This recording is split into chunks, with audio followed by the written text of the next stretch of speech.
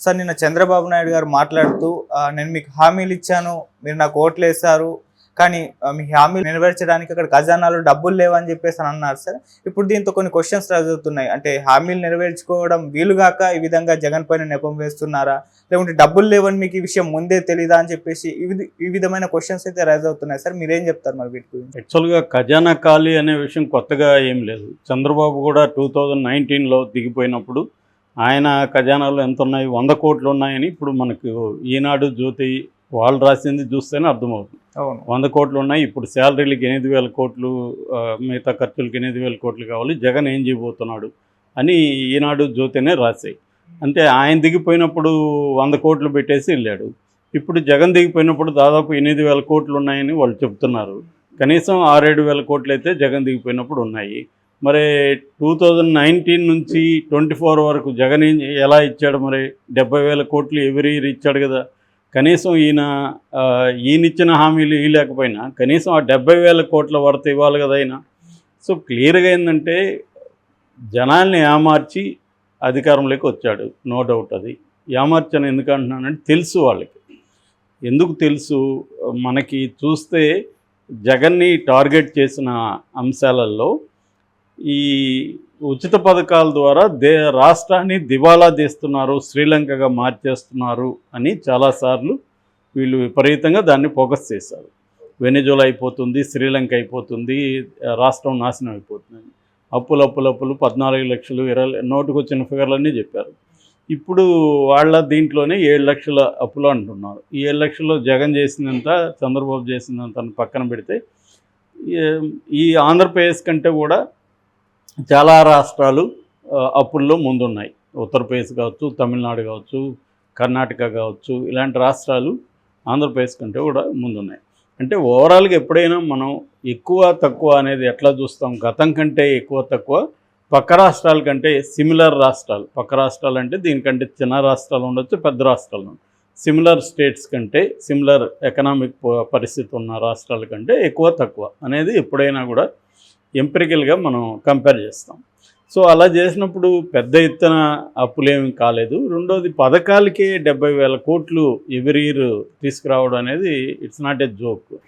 So నేను వచ్చి ఇంకా ఎక్కువ ఇస్తానని చెప్పాడు. మళ్ళీ యూటర్న్, ఆయన పేరే యూటర్న్ బాబు అని అందుకే పెట్టారు. అంటే ప్రతి రాజకీయ నాయకుడు యూటర్న్ తీసుకుంటాడు. యూటర్న్ జగన్ తీసుకోడా? జగన్ బోల్డ్ సార్లు యూటర్న్ తీసుకున్నాడు, కేసీఆర్ తీసుకోడు, ఎవరైనా యూటర్న్ తీసుకుంటారు. కానీ ఇటువంటి విషయాల్లో ప్రజల్ని వంచడం అనేది చేయకూడదు. నువ్వు క్లియర్గా చెప్పుండాలి. అప్పుడు కూడా ఖజానా డబ్బులు లేవు, నేను ఈ హామీలు ఇవ్వలేను, మీకు ఆల్రెడీ జగన్ నాశనం చేశాడు రాష్ట్రాన్ని అని ఎలక్షన్ ముందు చెప్పి అధికారంలోకి వచ్చి ఇప్పుడు చెప్తే అది దాన్ని హర్షించవచ్చు. అప్పుడేం చెప్పారు? నేను ఎక్కువ ఇస్తాను, ఎక్కువ ఎలా ఇస్తారని అడిగిన దానికి నేను జగన్లాగా అప్పులు చేసిను, సంపద సృష్టిస్తానన్నాడు. సో అందరికీ తెలుసు కదా, సంపద ఒకవేళ ఎవడో ఒక వ్యక్తి వచ్చి సంపద ఇట్లా మ్యాజిక్ దీంట్లాగా అవ్వదు. అది ఇంటర్నేషనల్ కండిషన్స్. మనకి స్టాక్ మార్కెట్లో ట్రేడ్ చేసే వాళ్ళకి అందరికీ తెలుసు సంపద ఎట్లా సృష్టి అవుతుందని. సో అదేమీ లేకుండా కొంతమంది చదువుకున్న గొర్రెలు కూడా దాన్ని నమ్మారు, సంపద సృష్టిస్తాడు చంద్రబాబు అని. ఎట్లా సృష్టిస్తారు? ఎవరైనా ఓవర్ నైట్లో సృష్టించారు సంపదను. మనకు 90స్లో సంస్కరణ ప్రవేశపెట్టినాక ఆ ఫలితాలు రావడానికి చాలా టైం పట్టింది. ఆ సంపద సృష్టి కూడా మ్యాక్సిమం ఒక కొన్ని కంపెనీల, కొన్ని ఫ్యామిలీస్, బిజినెస్ ఫ్యామిలీల దగ్గరికి మొత్తం వెళ్ళిపోయింది తప్ప పేద ప్రజలకి అందరికీ అది డిస్ట్రిబ్యూట్ కాలేదు ఇప్పటికీ సంపద. అందుకనే భారతదేశం rich country with poor people అని ఇప్పటికీ ఉంది. కాబట్టి సంపద సృష్టిస్తాననేది అప్పుడే అబద్ధం పైన ప్రజలు నమ్మారు. దీనికి ఒక కారణం పవన్ కళ్యాణ్ కూడా గ్యారంటీలు ఇవ్వడం. నేను ఇస్తాను, మేము 10 రూపాయలు ఎక్కువ ఇచ్చేవాళ్ళం కానీ తగ్గించేవాళ్ళం కాదని పవన్ కళ్యాణ్ మాటలు మనకి వీడియోలు ఇప్పటికీ ఉన్నాయి. సో క్లియర్గా ఇప్పుడు ఇవ్వకుండా ఎగ్గొట్టదామని డిసైడ్ అయిపోయారు. ఈ ఎగ్గొట్టామని డిసైడ్ అవ్వడానికి మళ్ళీ జగన్ వాడుకొని జగన్ ఎట్లా రాష్ట్రాన్ని నాశనం చేశారని శ్వేతపత్రాలు రిలీజ్ చేస్తున్నారు. ఈ శ్వేతపత్రాలు ఇప్పుడు రిలీజ్ చేయాలన్నా? మీకు గతంలో అంతా మీరు ఇదే కదా ఆర్గ్యూ చేసింది. సో రాష్ట్రాన్ని నాశనం చేస్తాడని కదా ఆర్గ్యూ చేస్తారు. రాష్ట్రాన్ని నాశనం చేసినప్పుడు హామీలు ఎలా ఇచ్చారనేది ఫస్ట్ ప్రశ్న. అంటే క్లియర్గా మోసాలు చేయాలనే కదా హామీలు ఇచ్చారు. ఇదే పని వ్యక్తులు చేస్తేమో చట్టాల్లో శిక్షలు ఉన్నాయి. ఒక అబ్బాయి ఒక అమ్మాయిని ఫాల్స్ ప్రామిసెస్తో పెళ్లి చేసుకుంటానను, ఇంకోటో ఉద్యోగం ఇస్తానని ఆ అమ్మాయితో లైంగిక సంబంధం పెట్టుకుంటే ఆ అబ్బాయికి 10 ఏళ్ళు జైలు శిక్ష, ఒక ఫాల్స్ ప్రామిస్ చేసిన దానికి. మరి ఇట్లా రాష్ట్రంలో 5 కోట్ల మంది ప్రజలను మోసం చేసినట్టే కదా ఇది. నేను హామీలు ఇస్తానని చెప్పి ఇప్పుడు ఖజానా ఖాళీగా ఉంది. నిన్న ఆయన ఏం మాట్లాడాడు, మీరు నన్ను ఓట్లేసి గెలిపించారు, నేను మీకు హామీలు ఇచ్చాను, కానీ అవి నెరవేర్చాలి, కానీ అక్కడ ఖజానా ఖాళీగా ఉంది, అక్కడ ఏముంది, అక్కడ ఏమీ లేదు అని చెప్తున్నాను. ఏమీ లేదనే విషయం 14 ఏళ్ళు పరిపాలించిన ముఖ్యమంత్రికి తెలీదా గతంలో? సో క్లియర్గా కావాలని అబద్ధాలు చెప్పి మోసాలు చేసి ప్రజల్ని అధికారంలోకి రావడం అనేది ఖచ్చితంగా వ్యతిరేకించాలి. ఇప్పుడు మళ్ళీ దీన్ని సమర్థిస్తూ చంద్రబాబు చెప్పింది కరెక్టే కదా, ప్రజలకి అప్పులు చేసి ఇవ్వాలనా అని మాట్లాడుతున్నారు. మరి ఇదే పని ముందు ఎందుకు చేయలేదు అనేది ప్రశ్న. ఇప్పుడు చెప్పింది కరెక్టా కాదనేది వేరే చర్చ, ప్రజలకి అప్పులు చేసి ఇవ్వాలనా లేదనేది వేరే చర్చ అది. కానీ ముందు ఎందుకు ఈ విషయం తెలీదా, ఖజానా ఖాళీ అనే విషయం అప్పుడు తెలీదా? సో అందరికంటే బాగా ఆయనకే తెలుసు. సో తెలిసి 1,30,000 కోట్ల విలువైన హామీల్ని ఎందుకు ఇచ్చారు? సో అందువల్ల ఈ సూపర్ 6 ఇవన్నీ బూటకం అనేది చాలామంది ముందు నుంచి చెప్తున్నారు. అయినా ప్రజల్లో ఏముంటుందంటే ఆశ ఉంటుంది. మనకి ఇప్పుడు 2 పిల్లలు ఉన్నారు. ఎవరో నా వీడియో కింద కామెంట్ పెట్టాడు, నేను తెలుగుదేశం ఉండే సార్, మా ఇంట్లో 2 పిల్లలు ఉన్నారు, 30 ఏళ్ళు వస్తుంది అనుకున్నాము, పైసా కూడా రాలేదు అని వాపోతూ కామెంట్ పెట్టాడు. అలాగే ఇప్పుడు తెలుగుదేశం వాళ్ళకైనా ఎవరికైనా పేద ప్రజలకి 2 పిల్లల్ని చదివించుకోవాలంటే వాళ్ళ ఉన్న కష్టాల్లో క్వాలిటీ ఎడ్యుకేషన్ ఉండాలి. క్వాలిటీ ఎడ్యుకేషన్ గవర్నమెంట్ స్కూళ్ళల్లో ఉండట్లేదు, ప్రైవేట్ స్కూల్కి పంపించాలి. ఒక బాబుకో పాపకో 15,000, జగన్ 15,000 కాకపోతే 14,000, 13,000 మొత్తానికి ఎంతో కొంత అందింది నికరంగా. ఇప్పుడు ఇది ఏ పథకం కూడా అందించే పరిస్థితి లేదు. అందుకని ఇప్పుడు సూపర్ 6 పోయి సూపర్ 3 అనేదో పెడుతున్నారు. అంటే పథకాలు ఇచ్చినట్టు ఉండాలి, డబ్బులు ఎక్కువ ఖర్చు కాని వాటికి మనం చేయాలి అనేది. ఒకటేమో వృద్ధులకు సంబంధించి దాన్ని కూడా కట్ చేసేసారని చెప్తున్నాడు. దాదాపు 67,000 మంది 2 నెలల్లో తగ్గిపోయారు పెన్షన్దారులు అంటున్నారు. అందులో కొంతమంది చనిపోయి ఉండొచ్చు.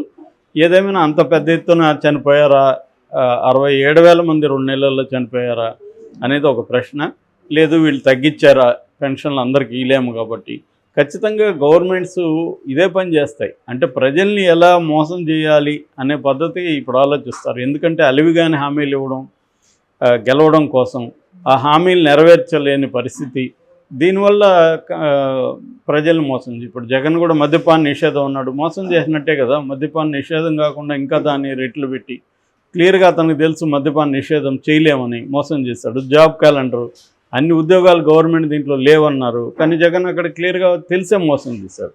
సో ఇక్కడ ఏంటంటే ప్రతి పార్టీ, ఏ పార్టీ అని తెలుగుదేశం చంద్రబాబు జగన్ అని కాదు, ప్రతి పార్టీ కూడా ఇవాళ ఎన్నికల్లో ఫాల్స్ హామీలు ఇవ్వడం, వాటిని నెరవేర్చలేక మళ్ళీ రకరకాల డ్రామాలు వేయడం, ప్రజల్ని ఏ పద్ధతిలో వంచాలని ప్లాన్ చేయడం, ఇది జరుగుతుంది. ఇది చంద్రబాబు 2014 నుంచి 19 అప్పుడు కూడా ఇదే జరిగింది.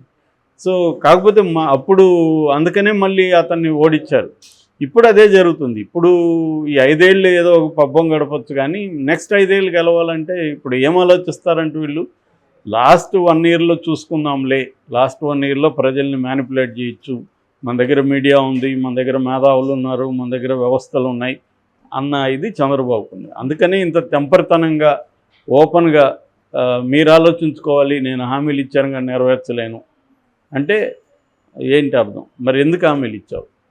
తెలియకుండా అయితే ఇవ్వలేదు కదా. పోనీ నాకు తెలీదు ఇలాంటి పరిస్థితి ఉంది అందుకని నేను హామీలు ఇచ్చానంటాడా? అన్నప్పుడు యువర్ ఇన్ఎబ్సెంట్ అనేది వస్తుంది కదా. 14 ఏళ్ళు పరిపాలించిన ముఖ్యమంత్రిగా పరిపాలించి చాలా యాక్టివ్గా ప్రతిపక్షంలో ఉండి విపరీతమైన భయంకరమైన మీడియా వ్యవస్థలను పెట్టుకొని నీకు తెలియదంటే ఆశ్చర్యం. మామూలు కామన్ మ్యాన్కే తెలుసు. రాష్ట్రం మీరే కదా ప్రచారం చేసింది, అప్పులు 10 లక్షల కోట్లు, 14 లక్షల కోట్లు ఇష్టం వచ్చినట్టు చెప్పారు కదా. మరి 14 లక్షలు 10 లక్షల కోట్లు ఉన్న రాష్ట్రానికి 1,30,000 కోట్ల వర్త్ హామీలు ఎలా ఇస్తారు అనేది బేసిక్ ప్రశ్న. దీనికి ఆన్సర్ చెప్పాలి కదా. అది లేకుండా ఇప్పుడు ఖజానా ఖాళీ అంటే ఏం లాభం? పవన్ కళ్యాణ్ కూడా చెప్పాలి. ఎందుకంటే చంద్రబాబుకి విశ్వసనీయత మీద అందరికీ డౌట్లే ఉన్నాయి చాలామందికి ప్రజలకి. కానీ పవన్ కళ్యాణ్ ఈసారి గట్టిగా హామీలు ఇచ్చాడు, నేను గ్యారంటీ. ఇప్పుడు పవన్ కళ్యాణ్ సైలెంట్గా ఆయన పనిలో ఆయన ఉన్నాడు. ఆయన శాఖలేమో ఆయనేమో ఆయన ఇచ్చిన హామీలు అమలు అవుతున్నాయా లేదా, ఎందుకు అమలు అవ్వట్లేదు, ఈ విషయాల మీద అతను ఏం మాట్లాడట్లేదు. సో చాలామంది అనుకుంటారు పవన్ కళ్యాణ్ భిన్నమైన రాజకీయ నాయకుడు. ఆయన భిన్నమైన కాదు, ఘోరమైన రాజకీయ నాయకులలో ఆయన ఒకడు. ఎందుకంటే జనాల్ని ఎలా ఏమార్చాలి, అబద్ధాలు ఎలా చెప్పాలి అనేది పవన్ కళ్యాణ్ చూసి నేర్చుకోవచ్చు మనం. అనేక ఎగ్జాంపుల్స్ ఉన్నాయి. ఇప్పుడు కూడా అతను ఏ రకమైన బాధ్యత తీసుకోకుండా, నిజానికి అతను కదా ఇవన్నీ అసలు ఈ కూటమిని కట్టింది, ప్రజలకు హామీలు ఇచ్చింది, అన్నీ చేసింది అతనే కదా. మరి అతను ఎందుకు సైలెంట్గా ఉన్నాడు ఇవాళ? సో ఇది పెద్ద ప్రశ్న.